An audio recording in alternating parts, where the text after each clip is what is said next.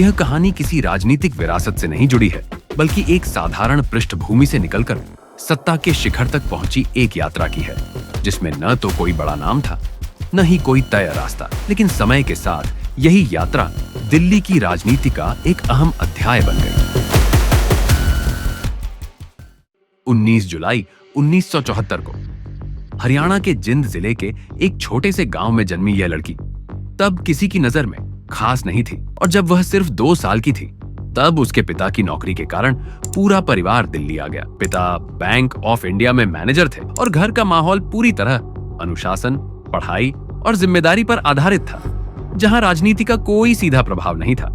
दिल्ली में स्कूली शिक्षा के बाद इस लड़की ने दिल्ली विश्वविद्यालय के दौलत राम कॉलेज से बीकॉम की पढ़ाई पूरी की और फिर लॉ की डिग्री हासिल की।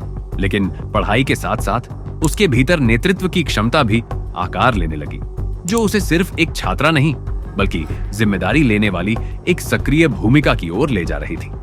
1992 में इस लड़की ने अखिल भारतीय विद्यार्थी परिषद के साथ छात्र राजनीति में प्रवेश किया, जहां जमीनी स्तर पर काम करते हुए उसने पहचान बनानी शुरू की और 1996 से 1997 में दिल्ली यूनिवर्सिटी स्टूडेंट्स यूनियन की अध्यक्ष बनी। यह वही मोड़ था जहां से यह साफ हो गया कि यह सफर सिर्फ विश्वविद्यालय तक सीमित नहीं रहेगा। छात्र राजनीति के बाद असली राजनीति की शुरुआत हुई, जब इस महिला ने 2007 और 2012 में पार्षद के रूप में चुनाव जीतकर जमीनी स्तर पर काम किया। बिना ज्यादा प्रचार और विवाद के लगातार काम करने से पार्टी संगठन के भीतर उस पर भरोसा बढ़ता गया और उसकी पहचान एक गंभीर और काम करने वाली नेता के रूप में बनने लगी।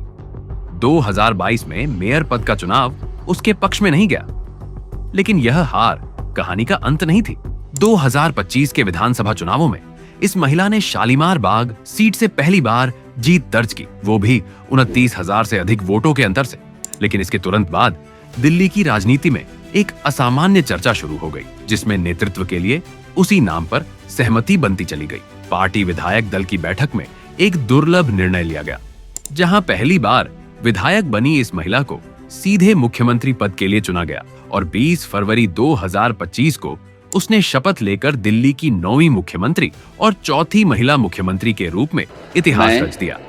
मैं रेखा गुप्ता ईश्वर की शपथ लेती हूं कि मैं विधि द्वारा स्थापित भारत के संविधान के प्रति सच्ची श्रद्धा और निष्ठा रखूंगी। इस पूरी यात्रा में न कोई राजनीतिक विरासत थी, न ही कोई शॉर्टकट, बल्कि वर्षों की जमीनी मेहनत, संगठन के भीतर बना भरोसा और सही समय पर लिया गया निर्णय था। अब यह यात्रा एक नए चरण में प्रवेश कर चुकी है, जहां आने वाला वक्त तय करेगा कि यह नेतृत्व दिल्ली की जटिल चुनौतियों को किस दिशा में ले जाता है।